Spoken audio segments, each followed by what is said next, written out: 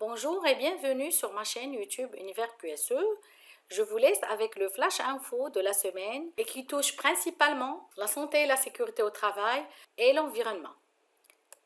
La première actualité est relative à la santé et sécurité au travail. Le ministère de l'Inclusion économique marocain a lancé la formation le 1er décembre pour les nouvelles inspectrices et inspecteurs qui ont rejoint le ministère après leur succès au concours organisé afin de renforcer l'autorité de l'inspection de travail. Cette formation a touché 100 inspectrices et inspecteurs afin d'accroître le professionnalisme du service de l'inspection du travail. La deuxième actualité concerne la biodiversité.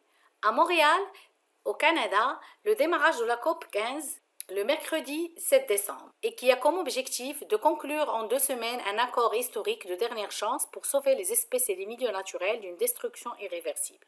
Le secrétaire général de l'ONU a déclaré lors de la séance d'ouverture que l'humanité est devenue une arme d'extinction massive à cause de notre appétit sans limite pour une croissance économique et incontrôlée et inégale.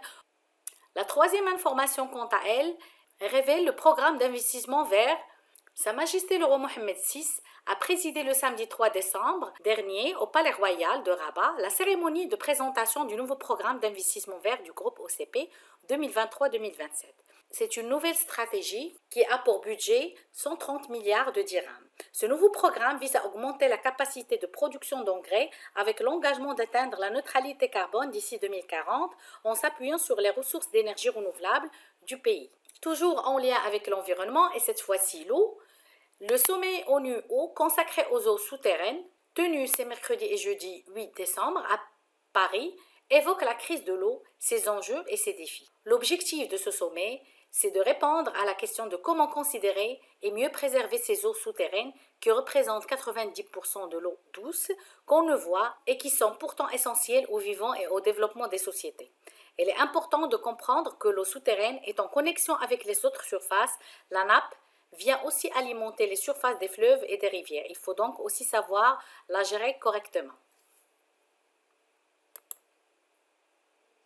La cinquième actualité, cette fois-ci, concerne l'énergie. La centrale photovoltaïque de Nexans a été inaugurée mercredi par le ministre de l'Industrie et du Commerce du Royaume et le président du groupe Nexans au cours d'une cérémonie qui s'est tenue sur le site du groupe à Mohammedia.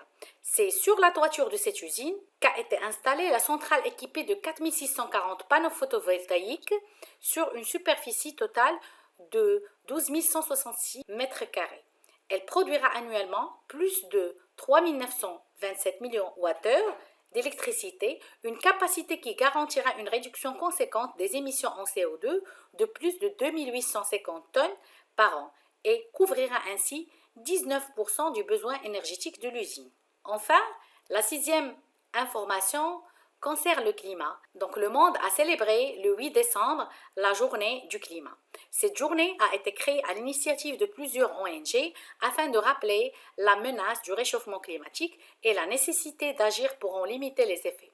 Elle vise à faire prendre conscience aux populations l'importance des changements climatiques. Il y a lieu de souligner que des actions individuelles peuvent faire la différence dans la lutte au changement climatique.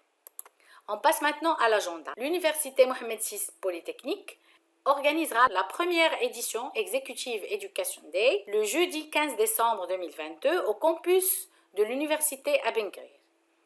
Vous notez aussi le jeudi 15 décembre de 15h30 à 16h30 un webinaire co-organisé entre Preventica et TLM sur Detex, le premier détecteur et extracteur de fumée autonome sans conduit en main. Je vous informe également qu'il y a une candidature au prix Africa Food Prize de l'année prochaine. Les candidatures au prix seront acceptées à partir de janvier 2023 et les gagnants seront annoncés lors du Forum d'Africa Food System organisé par l'AGRF qui se tiendra en septembre 2023. Le prix sera attribué à des personnes et des institutions qui font figure de pionniers en matière de transformation des systèmes agricoles et alimentaires.